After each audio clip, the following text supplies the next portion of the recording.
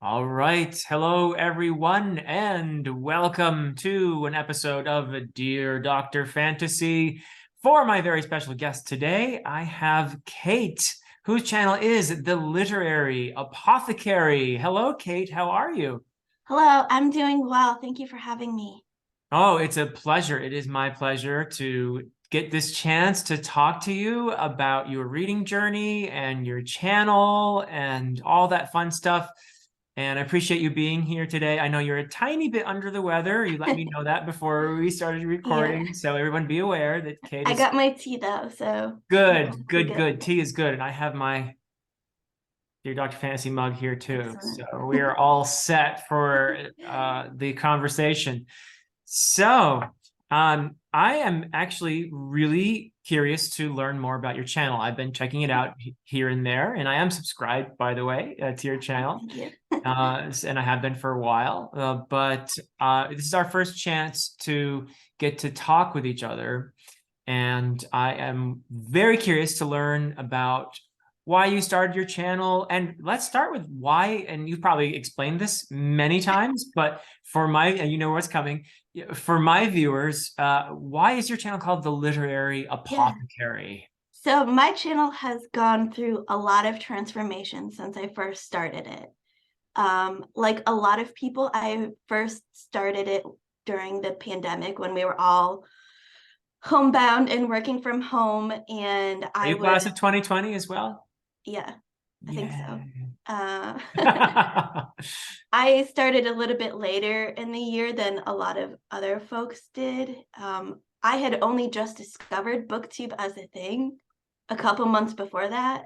Okay. I was looking up a review for a book I had just read, A Gentleman in Moscow, Aha. and Google started showing me all of these video reviews for it. I'm like, what's this? And then my roommate at the time was like, oh yeah, people like go onto YouTube and talk about stuff. I'm like, but they talk about books? And he's like, yeah, they talk about all sorts of things. I'm like, but books. And then I fell down the YouTube hole. Um, and then COVID hit and we were all stuck inside, and my roommate was tired of listening to me talk about books all the time. Your poor roommate. He was a great supporter of my channel when it first started. But I was very shy in front of the camera Uh-huh. because I had imposter syndrome. I thought like, I'm not these people. I can't do that. I can sit and talk about books all day, but I can't do what they do. Uh-huh. So we actually first started the channel together, and we were doing kind of movie reviews and reaction videos, and then we started the original channel title was Love Story.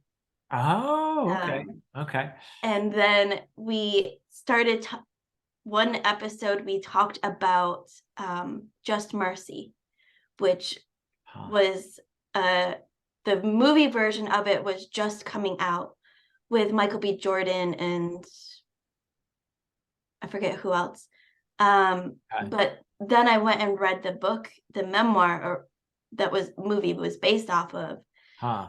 and I kind of overtook our video talking about the book and the differences between the movie and the book. And he was like, "You should just like go and do your thing." Uh-huh.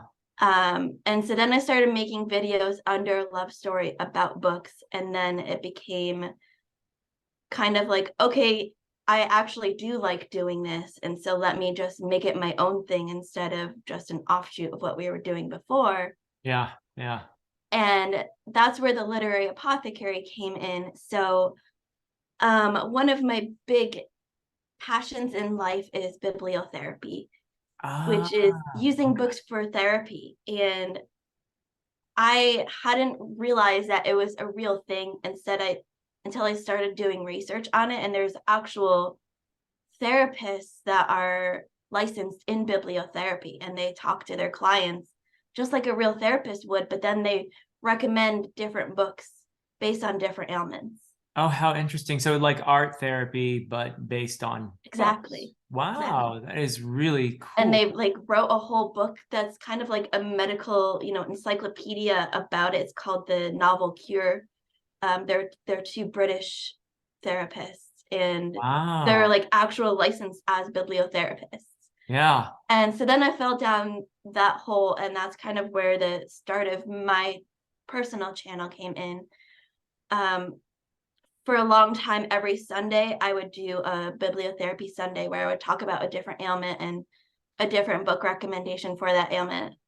Wow, this is so cool. I have a colleague where I teach at my college who we have these open houses a couple times a year where we present our departments and our courses to prospective students who are visiting the campus and that sort of thing. And my colleague, who's really just a wonderful, dynamic person, dresses up as a pharmacist, and she has this like little stall where she has little prescriptions depending on your ailment, and they're all labeled. And she has little poems for everybody, depending on your ailment. So if you're suffering from, anxiety, there's a poem for you. If you're Yep. suffering from, whatever it might be, she's got a whole array of color-coded prescriptions. That's And amazing. you're telling me this, and it's a fun thing, and it's really a Yeah, lot of students come and they're it's a interested. real thing. It's a great conversation opener in many ways, and she does a really tremendous job. And you're telling me this is a real thing, Yeah, actually. Yeah, this is so like people cool. actually get paid therapy salaries for doing this. Yeah, wow. I think that's amazing. And it is true, isn't it, that books are a form of therapy. I think a lot of us, Absolutely. though we don't have a formal process for this, or we're not being prescribed books by an expert, I think a lot of us are seeking a kind of therapy when we allow ourselves to be immersed in stories. Isn't that a Absolutely. big reason why we are lovers of stories, Yeah, right? totally. Yeah, I mean, I firmly believe that, and I think that in addition to, stories are entertaining, they are a wonderful way to learn about other places, other cultures, other people, to gain perspective, to gain wisdom, to be able to travel in a sense, all kinds of great things. But I do think that it delivers a kind of catharsis as well, doesn't it? Absolutely. I mean, when you go on that journey with those characters and you get to the end of that book and you turn those last pages and you're just sitting there with your jaw open, feeling this strange feeling of uh, seeing the world a bit differently, right? Yep. And I think we've experienced catharsis, and that is such a healthy thing. And that's, I think, well, a lot of us who love stories, uh, that's why we're reading. We're after that Yeah, experience. Yeah. absolutely. Yep. Yeah, and it's interesting too because I do hear a lot of times people talking about mental health on BookTube Mhm. and books as being their favorite form of helping them to Yeah. process their experiences, to or just get lost for a while and then be able to come back and process their experiences a little bit more with a little bit more clarity, Mhm. perhaps. So that's really wonderful. Yeah. Yeah. So cool. So now that we've covered why your channel is called the Literary Apothecary, what tell us about your channel a little bit, because I think sometimes it helps for people to hear, oh, these are the kinds of books I can find. I've noticed Yeah. you do read an array I of read books. everything. Yeah, yeah. There's nothing that I won't read. Um, I have a lot of formal education, so Yeah. I'm a big fan of the classics. I mean, I have a Wonderful. bachelor's degree in English and an MFA in creative writing, and I'm in the middle of my second master's degree now in library science. Oh, how cool. Yeah. So I'm a big fan of the classics because that's where I first kind of found my love for reading. Yeah. Um, but I read fantasy, I read science fiction. I mean, like, there is no book that if someone recommends to me, I will say, no, I won't read that. I Huh. might not get to it right away, but I'll read anything. Since I discovered our little corner of booktube, I've been reading a lot more fantasy Uh-huh. lately. Um, but I'm also came to fantasy really late compared to most people. So Okay. I'm like now catching up on all the fantasy that people grew up on. Like I'm in the middle of the Wheel of Time and the Game of Thrones series right now, which most Wow. people have read a gazillion times by now, and this is my first read. Yeah, well, I only read Wheel of Time once myself, and which is, I think, enough, for someone Yeah, to say, I read all 14 books. 14 or 15 if you count the prequel, right? Right. I read all those, and it's like, I've always sort of thought I would do a reread eventually, but also 15 books. So Yeah. Yeah. we'll see. Game of Thrones, or Song of Ice and Fire, I have Right.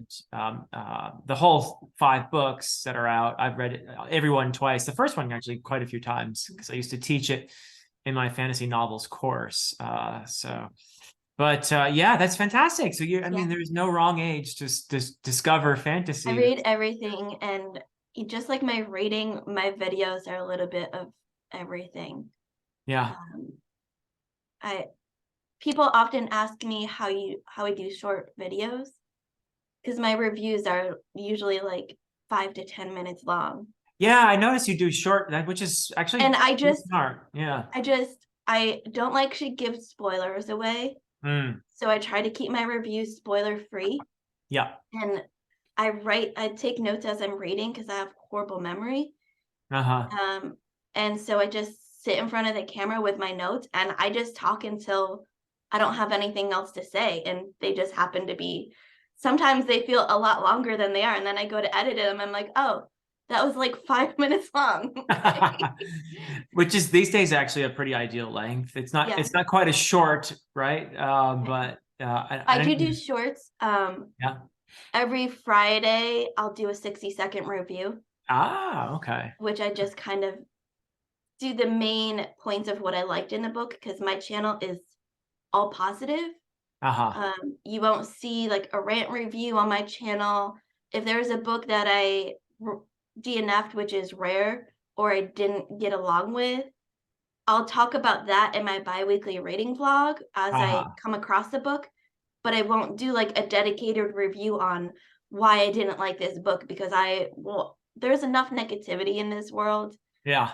I want to, add to the positivity of it. So, Yeah, I tend to be the same way. If a few times over the course of my channel, I've picked up a book and decided, you know what, I don't think I'm going to do a review mhm, because it I wouldn't have I guess I mean I try to be as honest as possible whenever I right. read anything.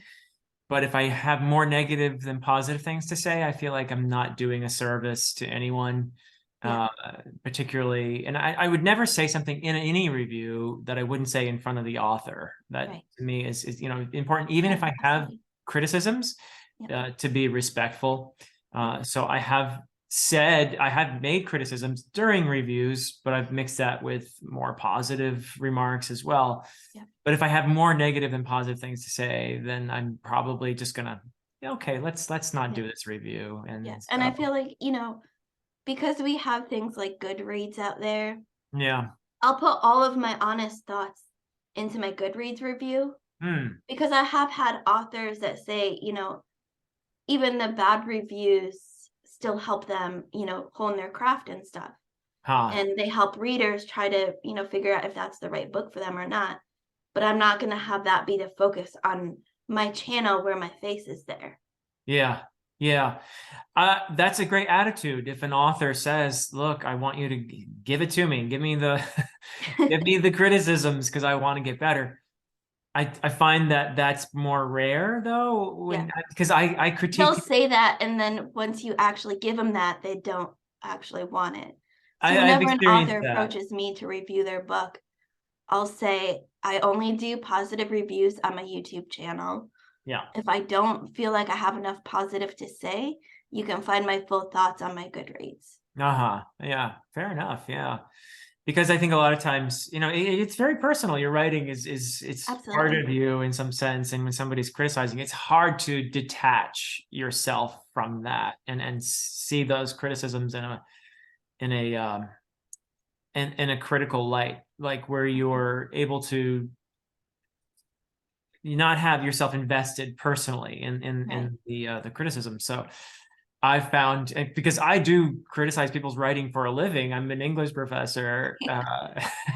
So I'd like to think that I'm good at doing that in a gentle way, where Mhm. my job as an English professor is to encourage people to write, not Yeah, to discourage people. exactly. And if I come down, really harshly, I'm not really doing anything, I'm not a football coach or something where the motivating comes from me being tough and, mean. I'm an English professor, Yeah. so, use the compliment sandwich or whatever to to Getting my MFA taught me how to really hone in on criticism. yeah, I Because as an bet. MFA student, I mean, my degree was longer than most MFA degrees, where we had to do equal amount of literature classes as creative writing classes. Oh, interesting. Okay. So my degree was 3 years long instead of the normal 2 years. Uh-huh. Yeah. But in our creative writing classes, we had to read our classmates' work and Right. then give criticism back on it to their face in the middle of class. Yeah. Sometimes just hearing them read the work and then giving criticism back. And so that was one of the huge benefits of that degree is I learned how to kind of fine tune criticism so it was honest and helpful, but not hurtful. That's awesome. Yeah. Did you find that most people in those classes were ready for the criticism, or were there hurt feelings? Most people were ready. There were some that weren't quite as ready as they thought they were. Uh-huh. But I learned very quickly in that degree that I was one of few people that didn't know what they wanted to do with their degree once they graduated. Hmm. Most of my classmates had already been writing, had some of them had already been published in journals and whatnot, and they knew exactly what they wanted to do and they knew exactly what their thesis was going to be. And I kind of floundered my way through the degree, but most people were much more sure of themselves in their writing. Yeah. And for your thesis, I assume you had some writing project, like Mhm. a novel or Yeah. an So my degree anthology. was in nonfiction writing. Oh, okay. Cool. But so they had the three main genres: fiction, nonfiction, and poetry. And Okay.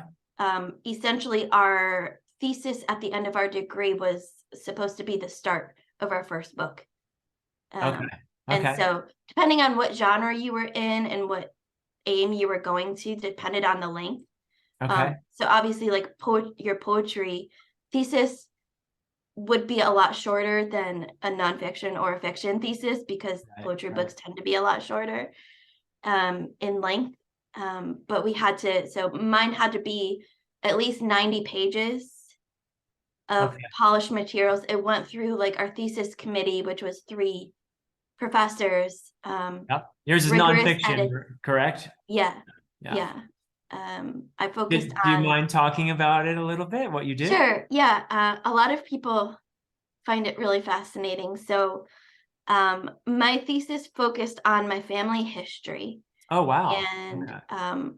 so I have a ancestor who's my great great great grandfather. I think Okay. he was an American painter, All right. um, and he had really really bad schizophrenia. Oh, wow. Um, to the point where the last like 30 years of his life, he was in and out of mental institutes. Okay. Wow. This was early 1900s, late 1800s. Okay. And but his painting was very prolific of the day.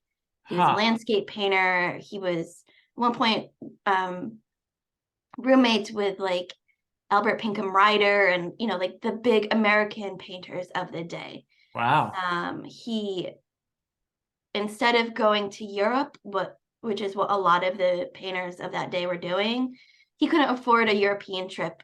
So he took the trains, which were very new then, out west and kind Oh, of traveled among the Western native tribes wow. and kind of took down sketches as he was living with them and then once he got back to New York City where he was living, that kind of became one of the bases of a lot of his paintings. Wow. How cool is that? Boy. And then, there was the most interesting part of this story is that my family has a family villain. Uh-oh. So there is this woman that was supposed to be his caretaker. And, he had at one point 9 kids, and they had no money, Oh, wow. because his schizophrenia oftentimes didn't let him take the amount that people were willing to pay for his paintings. He thought they were worth a lot more. Huh. Or he would, squander away the money on random things. And so this woman came into his life, and she was supposed to be taking care of him. She set up a whole foundation of fund to raise money for what was supposed to be for his family. And then she took all of the money herself.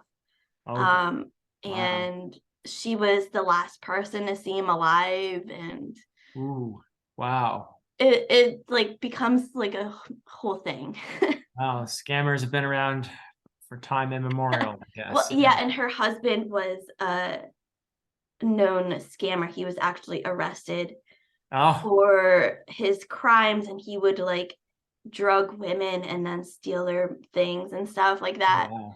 Huh. Um, yeah, I mean, there was like she was considered, once like the truth came out after he died and everything, she was years later then sent away to the same mental institute that he was for also having schizophrenia. Oh, how ironic. But like she was known as, they called her in the history books a confidence woman, where Oh, she like had the confidence to be able to pull off these scams. yeah. Wow. Good grief. Huh.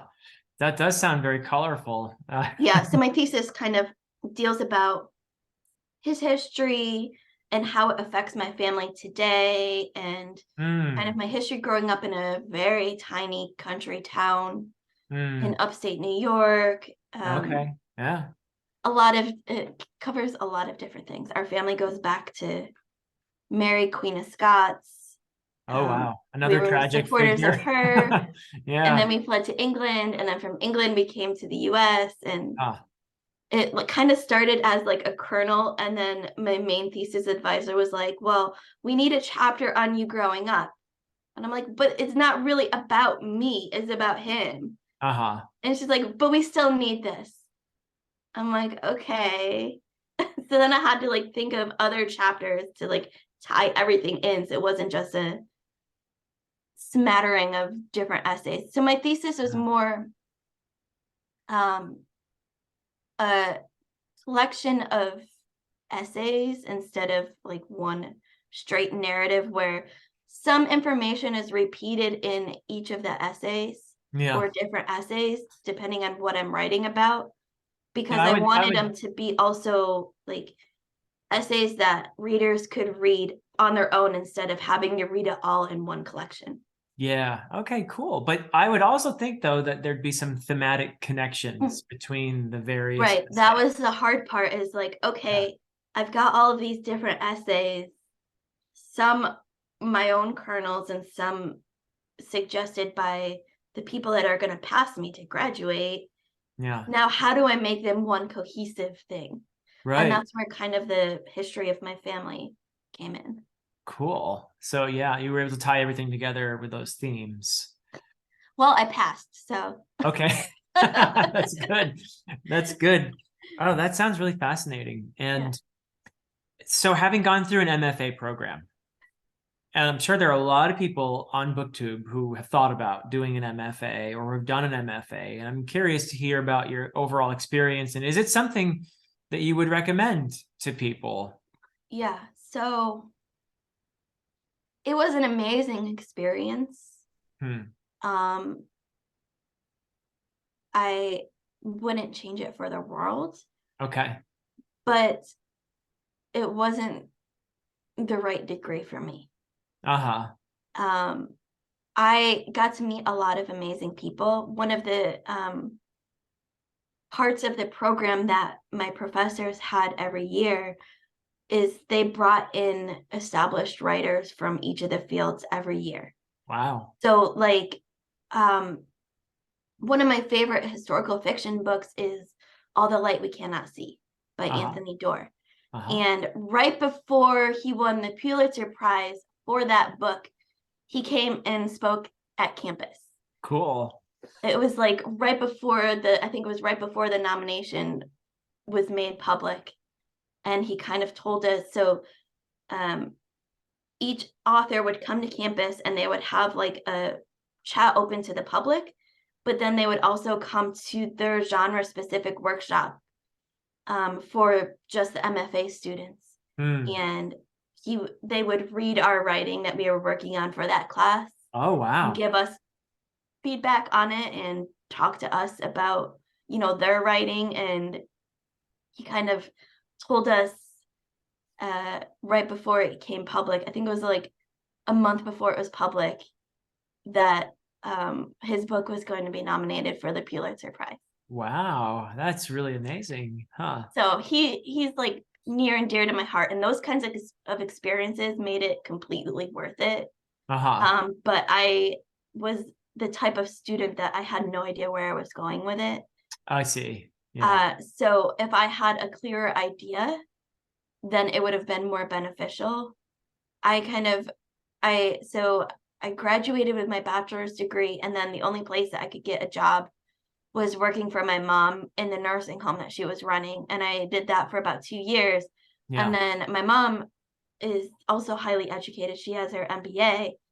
And she kept pushing me to go to graduate school. And I'm like, okay, but what would I do? What would I get my degree in? Like, right. I've loved books my entire life. I've been writing random stuff since I was a kid, but what would I do? And then I stumbled across the creative writing programs. And I was like, well, I guess, this is the best thing if I have to go back and get my degree. And I applied to 10 schools all across the country. And I got accepted into one of the 10 schools. Oh, it's competitive, yeah. And so I picked up and moved across country to Idaho. Idaho, okay, wow. Yeah. Wow.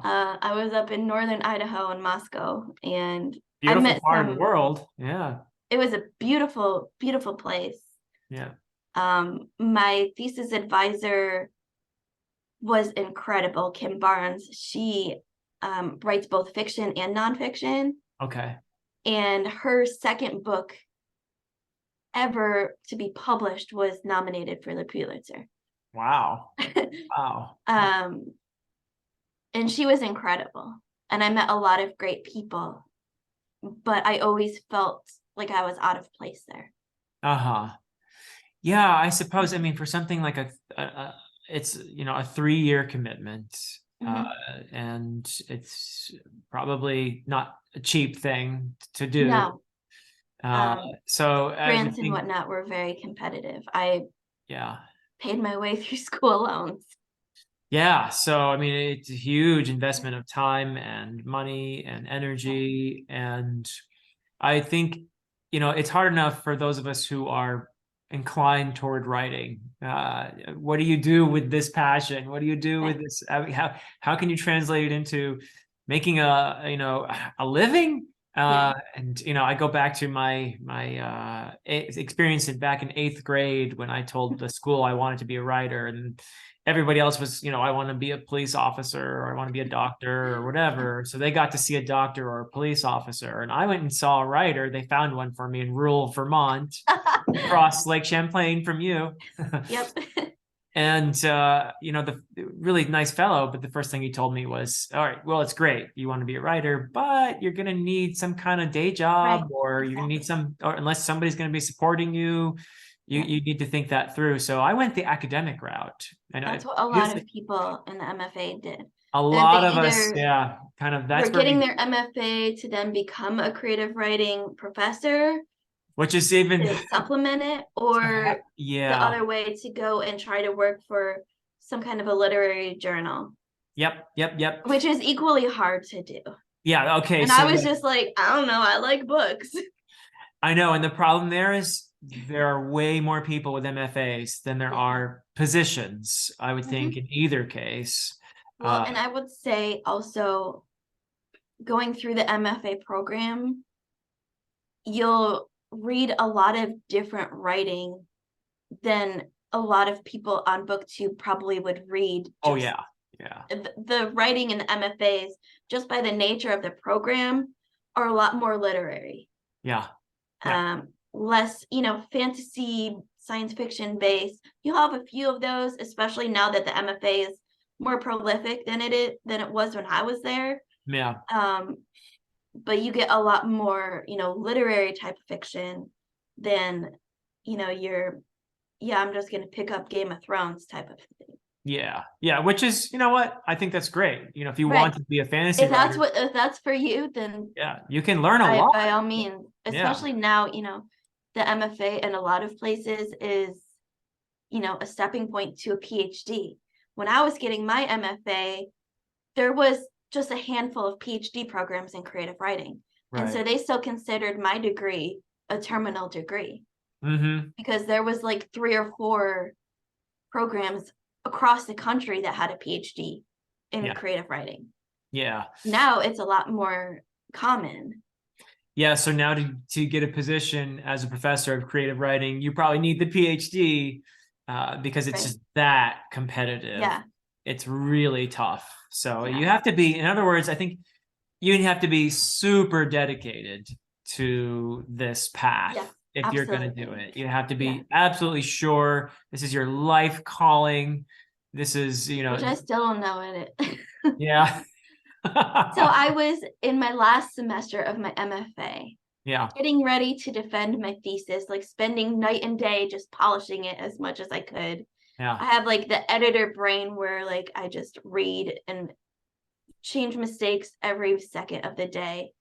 I had a little like alcove in the library that thankfully they let me like just keep all of my books there yeah. because nonfiction, you're going to do a lot more research than some fiction writers, Typically, especially yeah, poetry.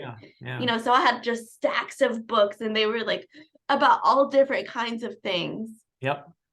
And I'm like, the campus that I was on was literally like on top of a hill Oh, with like parking on the outside, but that was it. It was a tiny, tiny campus in the skinny part of Idaho, yeah. Okay. Way up north. where we Yeah. had like summer like 2 months out of the year. And Yeah. that summer is like spring here in North Carolina. Yeah. Wow. Um, so they let me keep all of my stuff there so I didn't have to trug up back and forth on campus every day. And In then the library. Yeah. I put a lot of my energy into actually the graduate student government. Um, Oh, okay. I You got was the involved in graduate that. student president for 2 out of my 3 years in grad That's a lot of school. work. It Yeah. was a lot of work and it was a lot of fun and at the same time a lot of pressure because Mm-hmm. I became really close with the president and the provost of the university, Yep. and they saw how well I was at public speaking, and they would use me in a lot of different functions. Oh, yeah. And that one of the, I think it was the second year when I really had everything like under the belt. Um, the state board decided that they were going to take away our flagship status as a university and give it to Boise State University down south, Oh, wow. which like was totally, they had no reason for it. Boise, like we were the flagship, like there was actual criteria on how you become a flagship university, Yeah. and Boise State had none of that, and we had all of the criteria. We were original land grant university from President Lincoln's day, and the state board was like, Boise State makes us more money with the football program, so we're gonna give it to them. And so the president and the provost had me travel with them down to Boise, and I had to give a whole speech in front of the state board and the governor and Wow, all of no the pressure, no legislators pressure. on why our little tiny university that people forget even exists was literally called the University of Idaho, why we deserve the flagship status instead of Boise State, while Wow. writing my thesis at the same time. So because of that, I became really close with a lot of the university administrators, and one of them was the dean of libraries there. Yeah. And I get kind of, in conversation, I told her about my history with reading and writing and what brought me out to Idaho. And she was like, you know what you really need to do is get your degree in library science. And I didn't even know that was a thing. Oh my goodness. I grew up in such a tiny town that we had to go to another town just to get to the library. Yeah. And all of the librarians there were old women. So I thought, it was like one of those professions that you had to start very young and you just stayed there your entire life and it was impossible to get in otherwise. Huh. But that kind of talking to her about the library degree and library science in general Yeah. made me realize why I was feeling out of place in the creative writing degree, because I've always been much more of a reader and less a writer. I wrote as a kid all the time, like kids tend to do. Yeah. I had a similar 8th grade story where in my 8th grade English class, we had an assignment every day where we had like free writing in class and we had to Okay. keep a journal. And like our assignment was like a half a page and I would write like 5 pages instead. And I remember one day, like my teacher, Mrs. Boyce, was like, she was like reading my stuff. And then she announced to the class, she made everyone stop what they were doing and said, everyone needs to pay attention to Kate because one day she's going to become a famous writer. Aw. And then everyone lined up to get my autograph, and I was so embarrassed. It's so great. But, I've always been attracted more towards reading other people's stories than trying to create my own stories. Huh. And I was like, and I think that's why I felt out of place in the MFA program, because I wanted to read other people's writing more than create my own writing. Yeah. And I've always been my professor, my thesis advisor during my defense, because we had to write this book, and then just like a PhD defense, we had to go and read part of it in front of everyone and then answer questions on the spot about it. And during my defense, my advisor said one of her questions was about how I've always been, she called me a forgiving reader. I always find something to take away from a book or some character to gravitate towards. I never say like this book is crap, because I always find something to take away from a book. There's always something positive that you can say. Right. Yeah. And so she asked how kind of that affected me as a writer. And that was the hardest question in my defense, because even though I was defending my master's degree in creative writing, I still didn't consider myself a writer. Interesting. Yeah. But now, like when I do, now that I'm in BookTube and I do video reviews and stuff, I think about my time in my MFA program and how I learned just how much work goes into creating a book. Sure. And how, even if you don't think it's written very well or a good book, that book was someone else's dream and blood, sweat, and tears. Right. And that's one of the main reasons why I don't do negative reviews, because even if I didn't like the book, that was still someone else's dream, someone else's baby. That's right. And if they were published, even if it's a self-pub book, someone had to find value in that book. Yeah, I wish people would think that way before they make videos saying worst book I ever read, or this sucks, or I like the top worst books of 2022. I'm like, why would you even want that on your channel? Yeah. Well, I can tell you why, because it gets a lot of views for some Right, reason. exactly. I know why they want that, but Yeah, me as a person, I wouldn't feel comfortable with having something like that. Even when yeah, I talk about books like in my reading blogs that I didn't necessarily like, I always try to say, even if this book didn't work for me, don't let it stop you from reading it, because yeah, not every book is for every reader. And just because it doesn't work for me doesn't mean it won't work for you. It might be your favorite book of all time. yeah, I, because I'm a forgiving reader, I tend to like a lot of the books that my classmates absolutely hated. And mm, so, I have the other side of things where I tend to like books that other people don't. yeah. Well, you and I are very much on the same page, and as Alan always says, Philip likes everything, We which can't is help not it. actually true, but I try to be nice about everything. Yeah. So, but yeah, I no, just tell them I can't help that I know what I like. And so I read books that I know I'm going to like. yeah, yeah. I think most people who've tried to write can appreciate Yeah. what goes into it, and maybe that's a process that really can make you more empathetic than Absolutely. as you're a book lover, you're going to be surrounded by books in your career as a librarian, but also being here on this platform. I think you're absolutely right that experience doing that MFA is going to serve you so well Mhm. in terms of not just the insights that it's given you into the writing process, but in terms of you being an empathetic reviewer, Yeah. right? Which I think is pretty important, Yeah. actually. Absolutely. So for good, that's wonderful. Wow. Huh. Yeah, and but the grad student thing, boy, you brought back some memories for me too. Sorry. Oh yeah, good, mostly good actually. I Okay, loved good. grad school.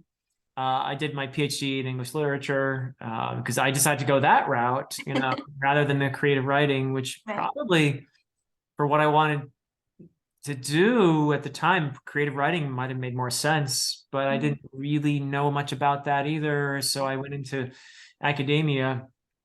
I don't regret it at all. In fact, I had a great time being a medievalist and learning, honing my Old English skills and Old Norse and everything else. And I had a blast writing my dissertation. I wrote mine, and I had a little, like I used to call it my coffin. It was a tiny room in the Yeah. library that was just mine, Yeah.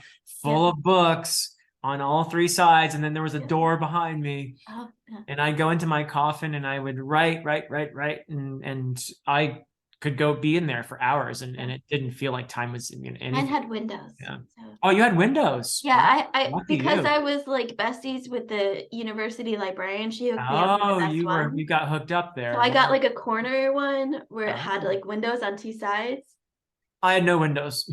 Well, Just I a looked over like the drab football field that, oh, you know, okay.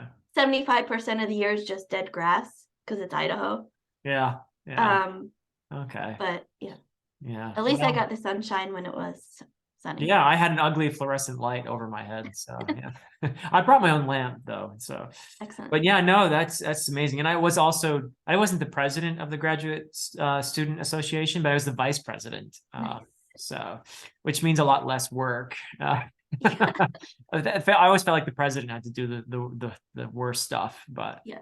but I did, a similar thing though. I did, get to know the president of our university, who was at the time it was Tom Kane, who was the governor of New Jersey before he was president of our university, and other people, just in the administration, and that gave me a view of things that I thought was very Yeah. interesting as a I mean, I had one youngish of grad student. my thesis advisors was um, the interim provost. Hmm. She was a historian Okay. by trade. And so when I was trying to figure out which three professors would be on my committee, Yeah. I tried to get a combination of everything that my thesis would include. Right. So I had my main advisor, Kim Barnes, who was a prolific writer herself in both nonfiction and fiction, because my thesis kind of blurred the lines between fiction and nonfiction. Yeah. Um, and then I had one of my favorite professors who was an old guy, a poet, and I took most of my literature classes with him. Okay. He was a big like Lost Generation fan, so Hemingway and Oh, Fitzgerald yeah, and yeah. Ford Maddox Ford and all of them, Faulkner, Yep. Cormac McCarthy. And then so then I was like, well, what am I gonna do for my third professor? Because those were the two professors that I gravitated towards in my whole degree. Yeah. And I didn't really get along 100% with any of the other professors, because a lot of the professors kind of looked down on me like she's that other person that, kind of like the pity student. Oh, I was no. like the one person in my class that didn't have an interview before I was accepted. Like I didn't Oh, go through that whole rigmarole process. I okay. was the only person that didn't have like a TA ship, all of that kind of stuff. I was the person that kind of went the graduate student government route. Yeah. And so a Yeah. lot of the people in the department, not like to my face, but you could tell by their demeanor Hmm. when they were interacting with me compared to the other students that I was kind of, that corner person. Hmm. So then I was like, well, my thesis deals a lot with history, and it'd be really great to have a historian's point of view on all of this. Sure. Make Yeah. sure, not only that I'm getting the facts right, but also the feel of the time and everything like that. Yeah. And then I started talking to um, the interim provost about it in between meetings that we had to go to together. And she became really interested in my project. And she was like, Hmm. well, who's on your thesis? And I was like, well, I have Kim and I have Ron, but I don't have a third person yet.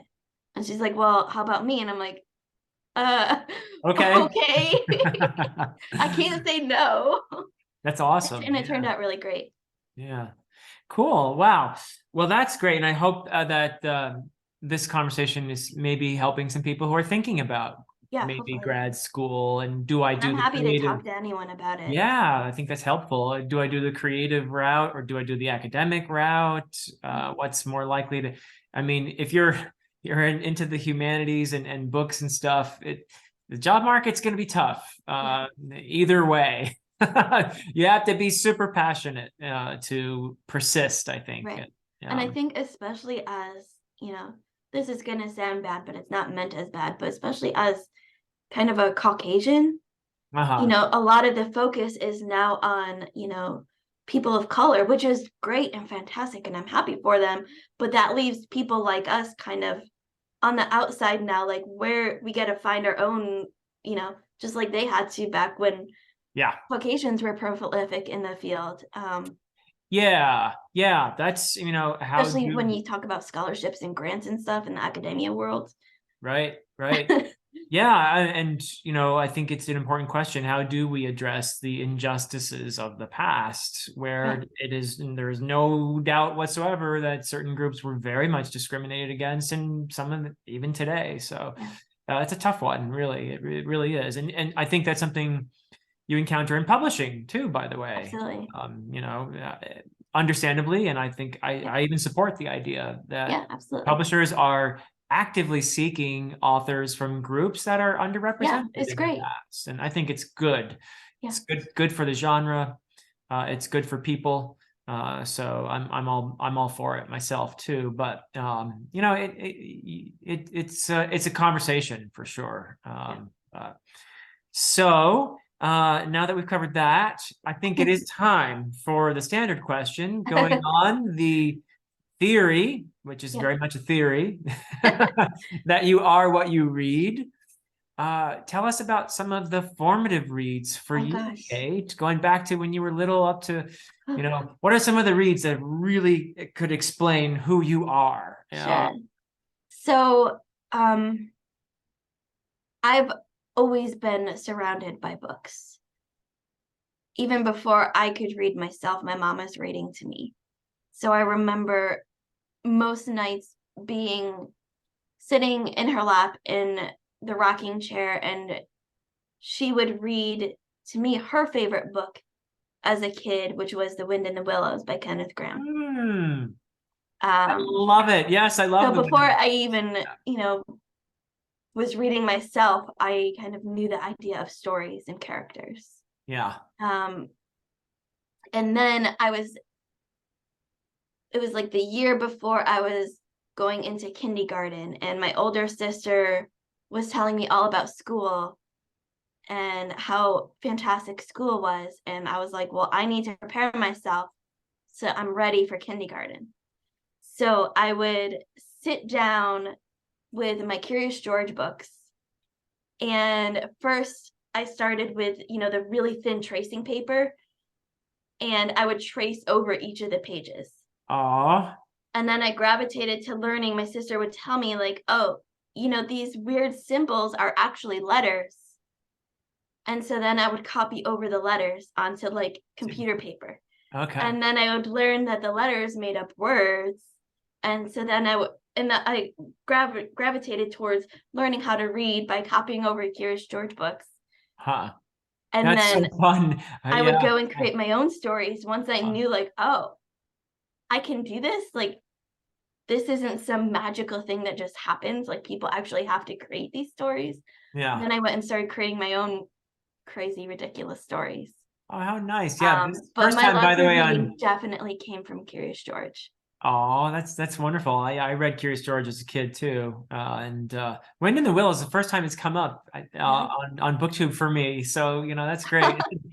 I was it's a book that I love. It's just so quaint Yeah, and nostalgic for me. absolutely. I was also weirdly in a play when I was in high school based on Wind in the Willows. Wow. Yeah, I played Mole. So You were probably the best mole. I think I was a good mole.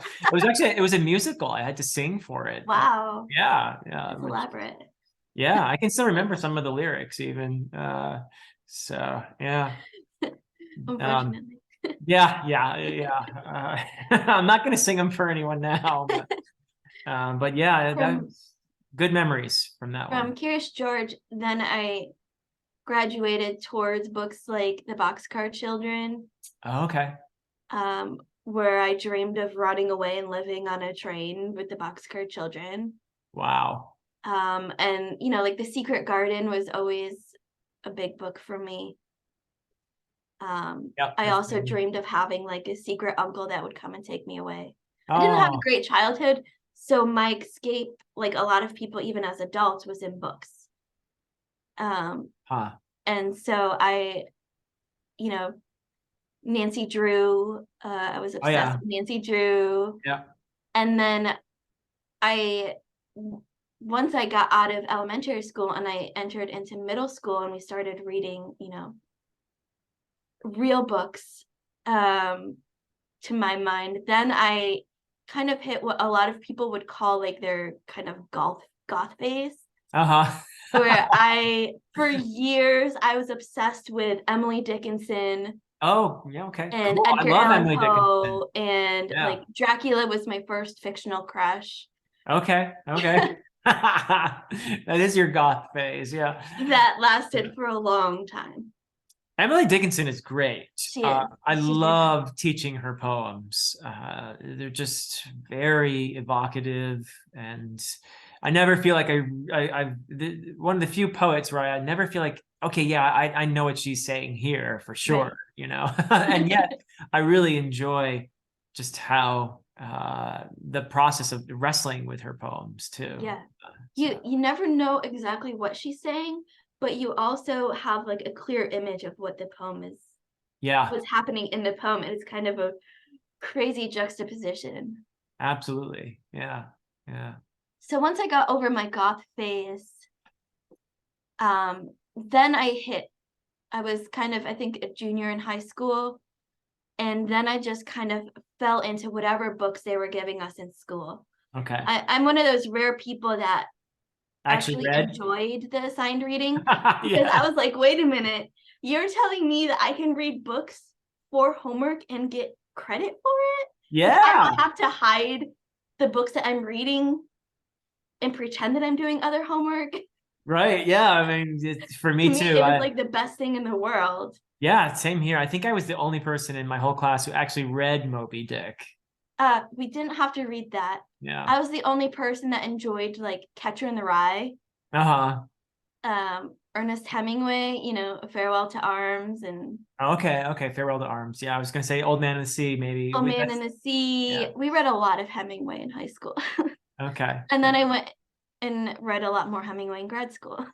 Ah, okay. um, yeah, so then I went and got my bachelor's degree in English and did a lot more reading of the classics. I Is became there a a huge particular period that you're attracted to for uh I love the Lost Generation, okay. the Hemingways, the Fitzgeralds, Faulkners. Okay. I'm a big John Steinbeck fan. So definitely early 20th century. It Yeah. sounds like more American literature. Yeah. Yeah, I mean, I that was most of the focus in a lot of my degrees, actually. They Interesting. didn't focus a lot on, we had, you know, we read, you know, of course, like Shakespeare and John Milton, and I had like a whole romanticism class where we read all of those, the Fairy Queen and Yeah. Paradise Lost and all of that. My freshman year in college, my English class, we had to read Beowulf and the Yes. Canterbury Tales, which I was haunted by because I was like reading it and enjoying it, the Canterbury Tales, and then we finished that unit, and my professor's like, "Okay, now we're gonna watch this TV version of this." Oh no, not that. Oh yeah, Oh and this was no. like I started off at a very like it was like a Catholic university, and she Really? didn't And warn us. they Like I think she assumed like because we read the book that we knew like what was coming, but it uh-huh. was like full on, Yeah, pretty kind of pornographic almost. like literally full on nudity, like no blurring at all. Because this was like a video from like the 1970s. Right. And then I really enjoyed reading Beowulf, but we had to learn Old English first. We like Yes. read like the No? translation side by side. And so I really enjoyed the story of Beowulf, but the Uh-huh. process of reading it as a freshman in college Yeah, that's a bit was really much. gruesome.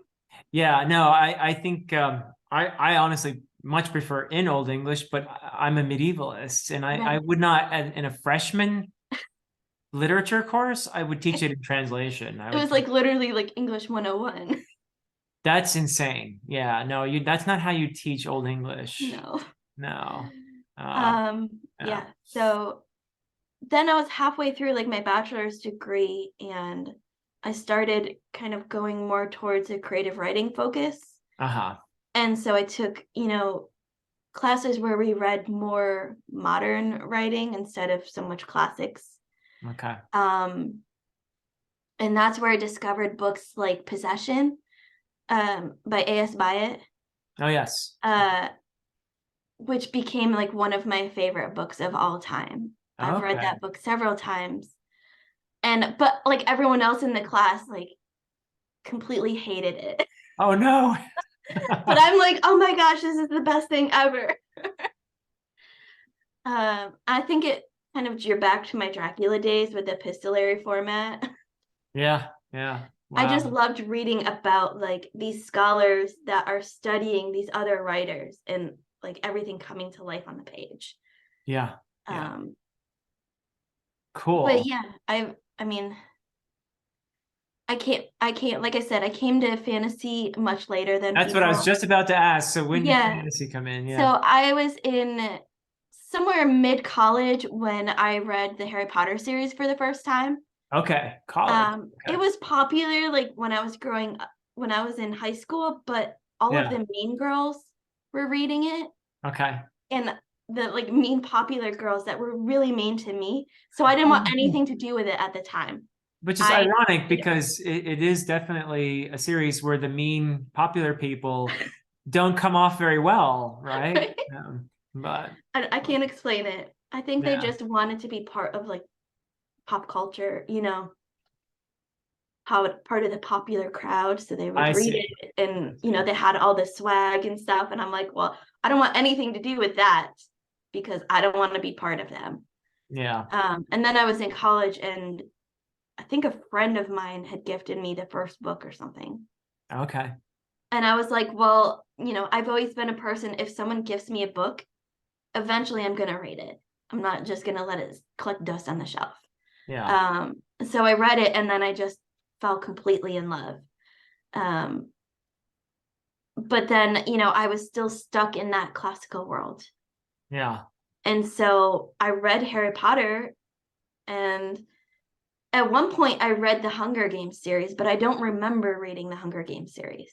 Okay, was that forgettable? Well, I mean, I also have horrible memories, so that could be Oh, part of it. okay. But like I'm the type of reader that I write down quotes as I'm reading. Uh-huh.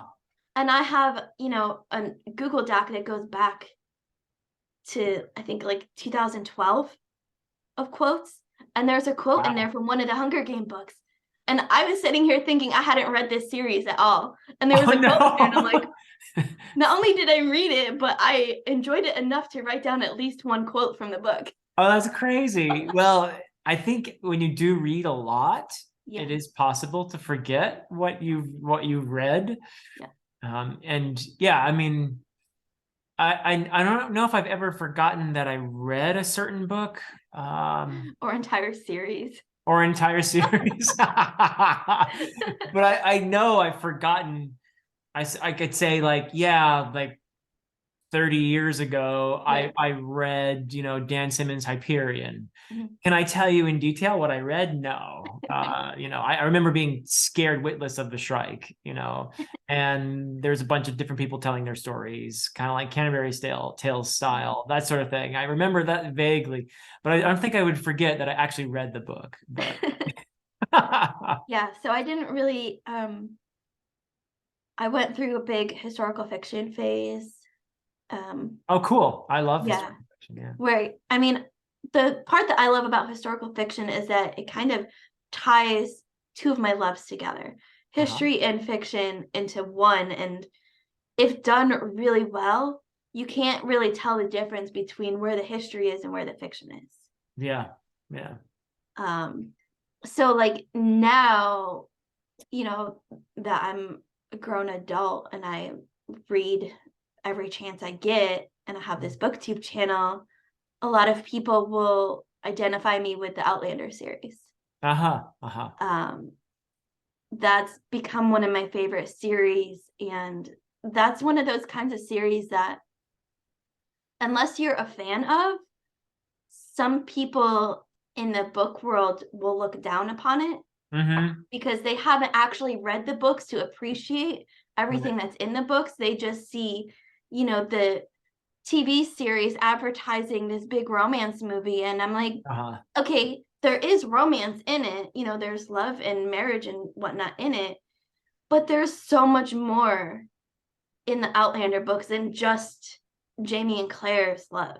Yeah, tell me about it because I have not read it, and So I it's, I have no judgment of it whatsoever. But I know that it's very well read. In fact, yeah, it's very well it's a written. hugely popular series, isn't it? Yeah. So Yeah. Diana Gabaldon actually qualifies it as a fantasy book. She's the writer of this series.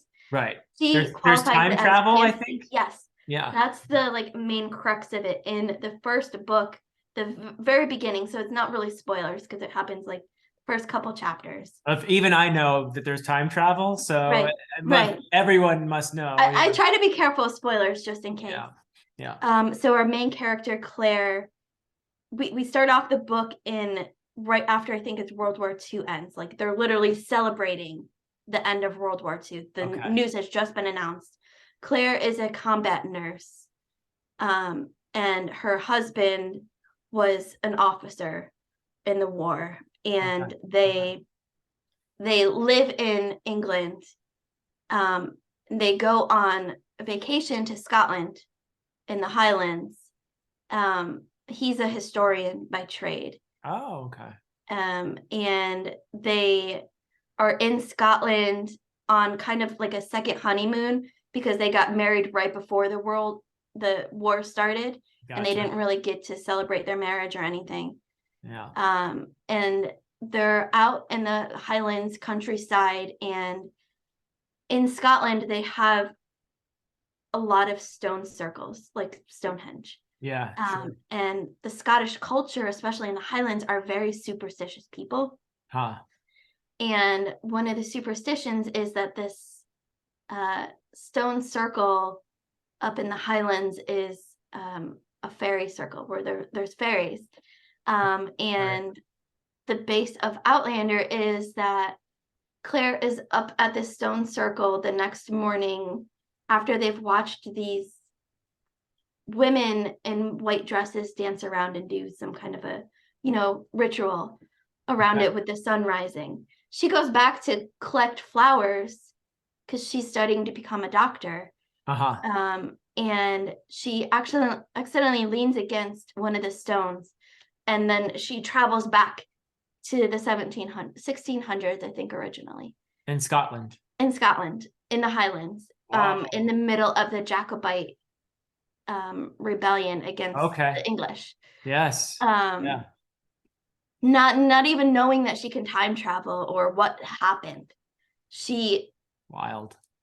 first sees, the redcoats and the Scottish Highlanders and their kilts and their garb and everything fighting each other, and she thinks, oh, this is just a really good reenactment. Reenactment. So, and then she kind of gets taken hostage by the Highlanders, kind of hostage, kind of trying to keep her away from the redcoats because they were not Uh-huh. good people, and then, this love story kind of develops between her and one of the Highlanders. But when Oh, Diana it's a Gabaldon time said, time traveling love triangle right, there. and then Yeah. like it develops from there, but that would give away spoilers for the rest of the series, so I won't Okay. talk about that. Yeah. But I think I had when formed that basically. Yeah, I don't think you gave any real spoilers away because I more or less formed that impression from yeah, just the vague kind of information that I knew about this series. right. So, So like Outlander, the word is um used a lot in Scotland and especially the Highlands, and it means um either on a general basis like outsider, okay, someone not from here, right. or specifically like in the Highlands, especially in those days, it meant kind of, the British, because Claire was Oh, British and she had a very strong British accent, so it and refers now to her, she's the main transported, character. Okay. right. Yeah. And then that kind of becomes a term of endearment between her and the Highlander that she falls in love with, Jamie. Wow, cool. Well, so where I'm from originally from Vermont, the word for anyone outside of the state is flatlander. Mhm. Yeah. So flatlander, and it's not usually said with a whole lot of warmth. Right, right. So So when Diana Gabaldon started writing the Outlander series, she just had a kernel of an idea. She said, what if some person accidentally time travels to this time period in this place? She didn't yeah. know anything. She didn't even know anything about the Scottish history. She does her own research for all of the books. And that's why it takes like 6 or 7 years in between books. And they're really big books. How I many are absolutely love there? them. How There's many are there? there's 9 books right now. There will be a 10th Wow. final book coming. Oh, they're almost okay. The series is almost finished then. Yeah, Wow. yeah. She's working on the 10th book right now. She Cool. started writing like as soon as she finished book 9. Wow. Okay. Um, but it's like one of those series that I'm like, I absolutely love it, but I also recognize that it's not for everyone. Yeah. And so while, a kernel of me is sad when someone doesn't like it, I completely understand, and it's not a series that I would recommend to everyone. Okay. Would you characterize it as like a character-driven type of story, or does it weave in some interesting themes? Yeah. Yeah. I think some books do better at balancing the plot and the character than other books. Some books Okay. are much more character driven, and just especially when, you're introducing new characters Hmm. into the story, you get a lot more character development or something. So the thing that I find most fascinating about Outlander is that yes, it starts in Scotland, which a lot of people know I'm obsessed with, but then through the nature of the story, they travel. In book 2, they go to France. Oh, okay. Because that's where the Bonnie Prince Charlie is, who's Right. leading the Scottish rebellion, and they're trying to convince him not to do this. Okay. Because Claire from the future knows what's going to happen. Because Yeah, this it is doesn't go this very is well. right. Spoiler. This is the war that in history wipes out the Highland clans. Right. They make it illegal for them to wear their tartan. Yeah. They make it illegal for them to speak their language, Gaelic, and it wipes out the clans. Yeah. And so they're trying to, they go to France in that book, and then they go back to Scotland. And then right around the middle of the series, because of things happening, they end up in the US. And like they Okay. actually end up in North Carolina Oh, right no before the way. Revolutionary War happens. Oh, wow. And Okay. so it's like funny. I was like reading these books, not knowing that they were going to end up in North Carolina. Huh. And then all of a sudden they're in North Carolina and they're talking about, pre-Revolutionary War days and stuff. And then all of a sudden I recognize the town name. I'm like, wait a minute, my mom lives in that town now. Well, that's crazy. Huh. Yeah. So you were already a fan of this series when you discovered this very personal connection Yeah. to, Yeah. wow. Oh, that's cool. Huh. Well, I can see why you like it. It sounds interesting. It's very well written. Yeah. I think she, despite what the show shows, which is Uh-huh. also a really good adaptation. It It's is. one of the Okay. better You adaptations. recommend the adaptation. Yeah, I mean, it's more heavily focused on the romance part, Okay. but and there's some big changes. They completely changed one of the character arcs because the directors really liked the actor and they wanted to keep him on for longer. Oh, okay. Yeah. But aside from those things, I feel like it sticks really closely to the books. Okay. And they have like the writer on Oh, she's the she approves consultant. all of the scripts that goes through. Oh, And nice. she Okay. actually helps write some of the scripts and stuff. And she's on consultation base and she makes cameos and stuff. Oh, no way. Oh, how fun. Yeah. Yeah. Okay. um, Huh. yeah. Wow, that is cool. Thank you for telling me about that. I might Yeah. try it someday. They're really big books though. Yeah. Yeah. I They're don't like know. 1,000 pages. 10 So book series. Do I want another 10 book series right now? but also like I feel like it's one of those series that the first book could, while I recommend the whole series because of what it does in history, the Yeah. first book could also serve as a standalone too. Okay. That's good to know. Each book kind of wraps itself up by the end of the book, I feel like. Okay. Awesome. Wow. Yeah, I've always been curious to learn more about that series, so I appreciate this because it's something, one of those things that it's out there in the cultural zeitgeist and it's popular, and I don't know anything about it other than. I kind of accidentally found it. I was at the bookstore one day and just browsing books, and I saw like the TV cover of it, and I'm like, Okay. oh, I've heard about this TV show before. I wonder if the book is any good. Huh. And then I it was like on sale. So I'm like, okay, let me just take a chance. And then I just fell completely in love. Neat. Well, what would you say are is it Gabalden? Is that how you say the name? Walden. Gabalden. What would you say are her greatest strengths as a writer? Characters. Okay. She writes, and especially her villains are like some of the best villains I've read. Okay. They're like bone chilling, and she does really well matching the characteristics and the personalities to the time and the place that they're in. All right. Cool. Nice. All right. So you mentioned that you're reading A Song of Ice and Fire, Yeah. and I'm on book 2. Oh, you're on the second book. Okay. Good. And you're also getting through Wheel of Time. Yep. What book are you on there? Book 3. Book 3. Okay. So you're just kind of early going in the series. Yeah. Yep.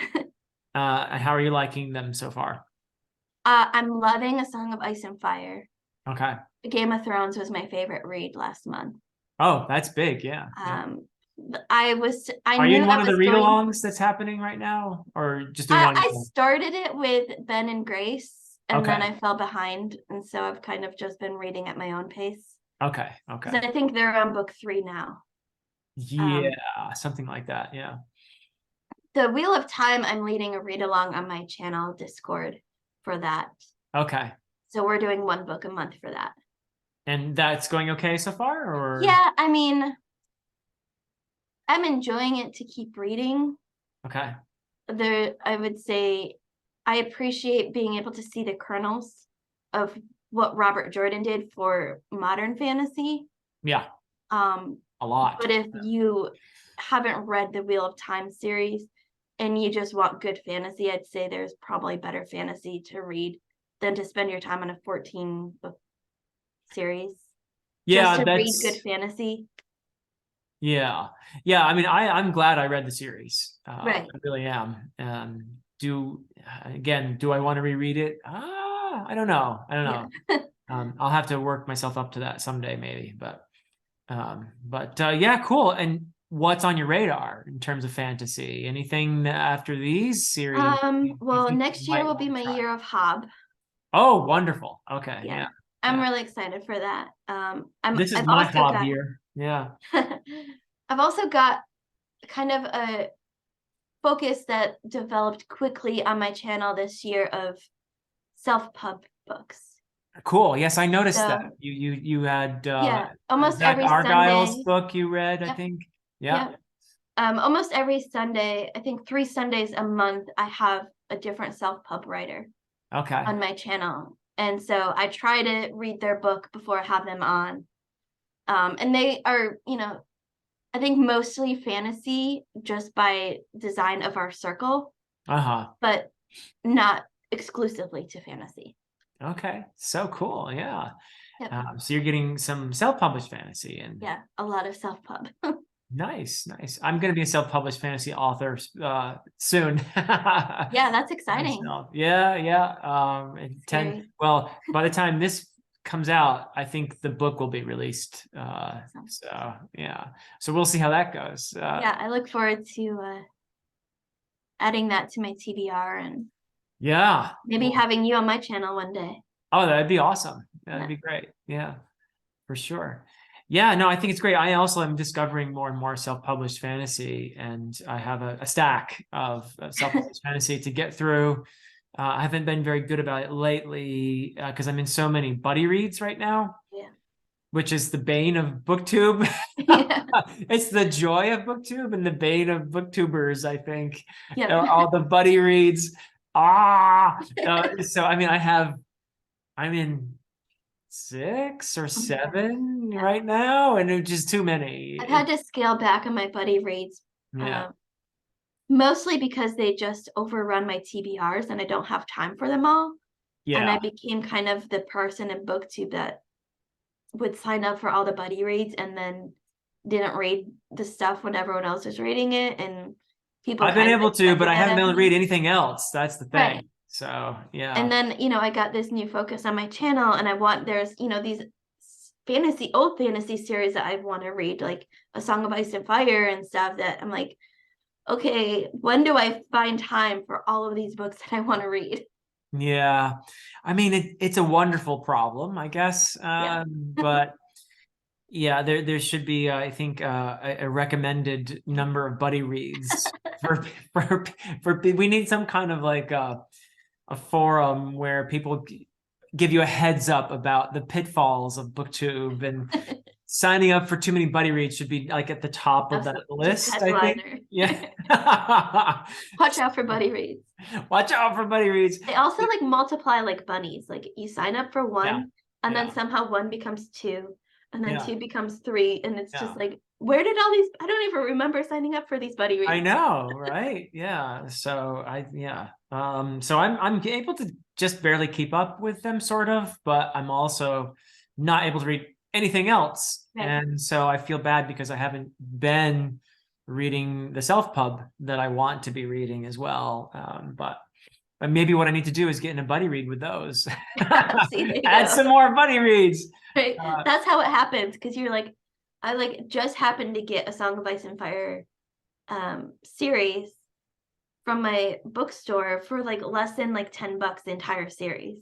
Wow. And then Ben and Grace were like, "Oh, hey, we're doing this read along." And I'm like, I don't need another buddy read, but I really want to read these books, and I just happened to get Oh, them. it's a good motivator. Yeah. Right.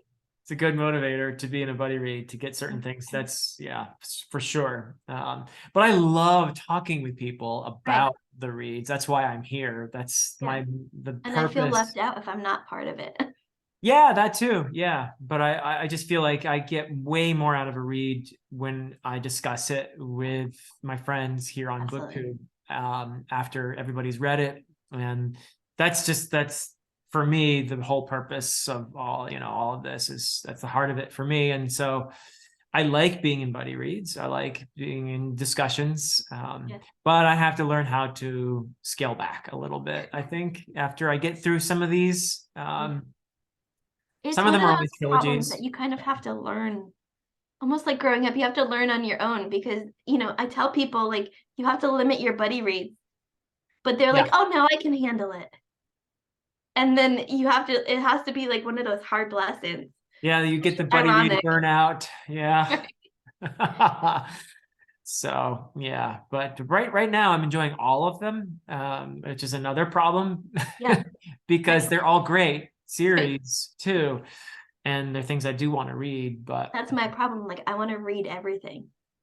yeah, And I'm and like, I have to like starting too stop many paying attention to series what and people are then not reading. finishing too Oh is yeah. an issue, right? I mean, Serial series starter.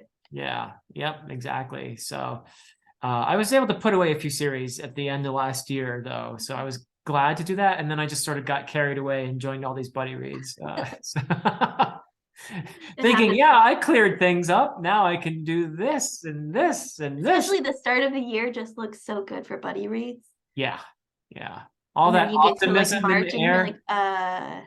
what did Yeah, I do to myself? all that optimism. It's like the start of a semester. Everyone's so Oh yeah. optimistic. We're gonna do great. You're gonna turn over a Yeah. new leaf, you know. So but it is fun. And I guess what would be the recommend number of buddy reads maximum? Like three, maybe would be Yeah. probably sensible. Yeah, I would say 2 to 3, especially since fantasy books tend to be pretty big books, yeah, right? yeah. And long If they're series. smaller books, then maybe you could take on 4, but Yeah, fantasy books tend to, especially the ones that everyone wants to read, tend to yeah, be really big books. yeah. Well, I mean, you're look at you. You're in a Song of Ice and Fire, Wheel of Time, and you're gonna do Realm of the Elderlings. Right. Plus, Yeah, like those are 2 out of the 5 books I'm reading right now. yeah, yeah, yeah. Yeah, well, you're is in better shape than I am, I think. Because like I said, I think I'm in 6 or 7 right Well, now. I had to learn last year, I learned the hard way. So now I'm Yeah. on the other side of the buddy rates. Okay, you've gained the wisdom. You've gained the wisdom. Because Yeah. I was that person that signed up for every buddy read that I saw. Because I'm Uh-huh. like, well, I want to read this book, so why not sign up for the buddy read? Yeah, except there's like 9 more books. Right. Or, then someone else says something about another book, like, and I'm like, oh, I want to read that one too.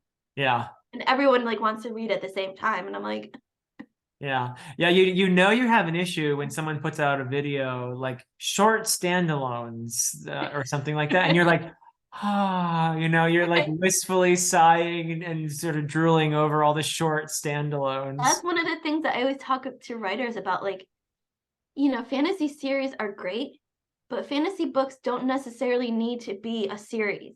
We can have Yeah. standalones too, Yeah, or there are some short good books in ones. series. Like, I don't mind short books in a big series because they're Yeah. short books.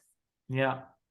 Yeah. Yep. Yep. Well, anyway, it's good problems, I guess. Good Yeah. problems. So, well, and one more question before maybe we wrap up, and that is where do you see your channel going? What are some of the goals you have for your channel, and what are some of the things you want to cover and do, or do you think through that sort of thing ahead of time? Um, I try to think through it, Okay. but I'm also a creature of habit. Mm, And so every time I think I want to do something differently, I will like think through it and I think like, okay, this is fantastic. This is a great idea. I have a lot of energy going into it. And then I sit down in front of the camera and I revert back to my old self. Or I'll do it for like a week and then I forget I wanted to change things. I'll be like, why did I do the video that way? Yeah. And then I go back to this way. So I try to make little changes here and there when I have ideas because those are easier to stick with me than big changes. Yeah. Um, the self-pub Sunday was supposed to be like easing into it. Hmm. Like last year I put a call out on social media to self-pub authors and I got like very little response. Uh-huh. So Yeah. I'm like, okay, this is fine. Maybe it's just not the right time or whatever, maybe my channel name's not big enough to reach, bigger audience or whatever. And then I think it was like the end of last year, the beginning of this year, I put another feeler out and it like exploded. Just hit the right audience. It was like Yeah. so many writers that I don't even have enough time in the year to cover all of them. Right. Right. So I've kind of had to, I went in with the idea of having like one a month, and then there was so much interest, and I like would feel bad like turning people away. Oh I'm like, yeah. Yeah. I don't do anything during the weekends. This is my partner's time that he spends with his daughter. I just spend my weekends reading and filming videos and stuff. So I'm like, I can do one a weekend, Yeah. no problem. And then it catches up like, in order to do that, you want to read the books before you talk to the author, but then you have to build in that time to read the books. So while I'm really Yeah. enjoying the Self Pub Sunday series, It's a commitment. it's a commitment, and some of the books haven't been as good as some of the others. Mm-hmm. Yeah. And so it's kind of teaching me kind of which writers I want to have back next year. Mm-hmm. It's kind of like my leading year. I'll talk to anyone. I'll read anyone's book that has interest in it. Especially if they're going to give me, a review copy of it. Yeah. But it doesn't necessarily mean that they're going to be back next year. But that also opens up a little bit of space. I'll have some repeat authors next year, some of my favorites. But then that leaves space for writers that I didn't get to this year. Yeah. Well, it's a great series, and I wish you the best with it and for your channel and your MLS and all that. It's exciting stuff happening. And everybody, I will have a link to Kate's channel, The Literary Apothecary, in the I'm so glad you description. can say that too. Apparently, Yes. a lot of people have problems saying that. I'm like, I Oh, didn't think it was like that hard. It's not like the Library of Alexandria I mean, that like yeah, that I'm like Alexandria thing. Literary Apothecary. What? Yeah. How is that hard to say? Yeah. So Who many has more people are like, how do you syllables? say your channel name? I'm like, they're like, what does it mean? I'm like, like a pharmacy, but with books instead of drugs. Right, right, yeah. Like, And do I you not actually know the word I blame apothecary? Alan for ruining my pronunciation of Alexandria Oh, because every I can't time I say it. come across it in reading, my Yeah. brain just automatically says Alexandria now. Yeah, I know, same here. And And I'm it's like, there's an Alan's N fault. missing in there. Oh no, that's not how you actually spell it. Yeah, Alan's fault. All right. Well, thank you, Kate. Take care. And Thanks a everybody, lot. thank you so much for watching. And until next time.